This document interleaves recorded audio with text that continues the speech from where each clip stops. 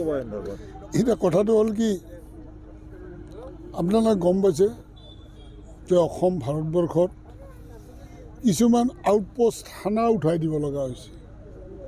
তাৰমানে কেছৰ সংখ্যা থানাত যেতিয়া নাই, থানা ৰখাৰ কাৰণে তাৰমানে মানুহে আটাই ন্যায় পাইছে, আইন কি বস্তু বুজি পোৱা হৈছে, আইন মানি লোৱা হৈছে।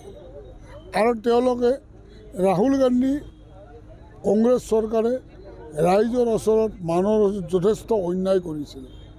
আৰু তেওঁলোকে জানে অন্যায়ৰ কথাটো, যেনেকৈ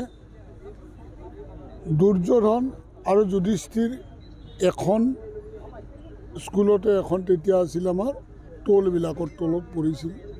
যেতিয়া দুৰ্যোধনক ক'লে শিক্ষা শেষৰ পিছত যে তুমি এই পৃথিৱীৰ পৰা এজন বেয়া মানুহ ভাল মানুহ বিচাৰি আনা, এই পৃথিৱীত ভাল মানুহ বিচাৰি বিচাৰি ক'তো নাপায় দ্ৰোণাচাৰ্যৰ ওচৰত শৰণাপন্ন হ'ল যে প্ৰভু ইয়াতো ভাল মানুহ কোনো নাই।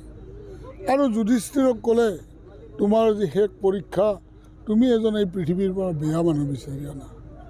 তেওঁ বিচাৰি বিচাৰি এই পৃথিৱীত এজন বেয়া মানুহ নাপালে। মানে যাৰ যি মন, যাৰ যি দেখে সেয়ে বিচাৰি পায়। তাৰমানে তেওঁলোকে দেশক, ভাৰতবৰ্ষক ইমান অন্যায় কৰিলে যে এতিয়াও আজি মোদীৰ যুগত, আজি আমাৰ ভাৰতৰ ইমান প্ৰগতিৰ পথত, ইমান শৃংখলিতভাৱে দেশ চলি আছে, সুশাসন চলি আছে, তাত অন্যায়ে দেখা পায়। গতিকে সেইকাৰণে তাহাঁতৰ স্থান ভাৰতবৰ্ষত নাইকিয়া হৈ আগ্ৰহী। আমি ৰাম মন্দিৰ এতিয়া ৰামলালা আমাৰ 22 তাৰিখে প্ৰতিষ্ঠা হ'ব। আৰু অৱশ্যে 22 তাৰিখে আমি সুযোগ নাপাম, কাৰণ ভাৰতবৰ্ষৰ পৰা বহুত মানুহ আহিব। গতিকে তেওঁলোকক আমি সুবিধা দিছোঁ।